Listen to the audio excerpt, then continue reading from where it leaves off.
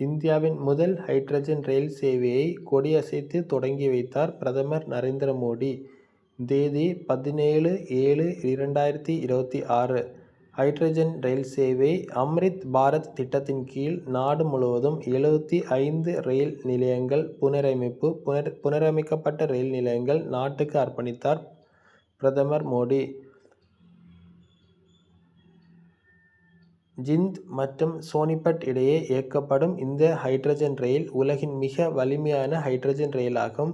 இதுவே இந்தியாவின் மிக நீளமான ஹைட்ரஜன் ரயிலும் கூட. உலகின் பிற பகுதியில் ஹைட்ரஜன் ரயில்கள் பொதுவாக 3 அல்லது 4 பெட்டிகளை கொண்டவையாக இருக்கும் நிலையில் இந்தியா தனது தொடக்கத்திலேயே 10 பெட்டிகளை கொண்ட ஹைட்ரஜன் ரயிலை அறிமுகப்படுத்தி உலக அளவில் முத்திரை பதித்துள்ளது.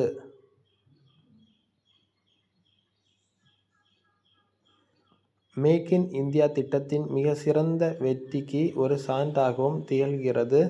எதிர்காலத்தில் ஹைட்ரஜன் ரயில்களுக்கான கூடுதல் உள்கட்டமைப்பு வசதிகள் இங்கு உருவாக்கப்படும். ஹைட்ரஜன் ரயில் கட்டமைப்பின் தேவைகளை பூர்த்தி செய்யும் வகையில் புதிய தொழிற்சாலைகள் அமைக்கப்படும்.